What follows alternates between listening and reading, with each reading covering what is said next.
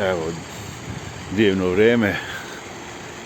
Trebao sam da se presvučem sportsko, ali dok čekam nešto ne isplati mi se da idem tamo pa ovamo i da se vraćam.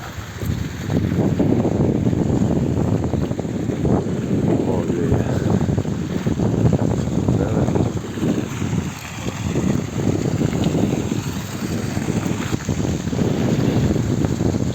baterija pri kraju, pa vjerovatno će prekine. Tako.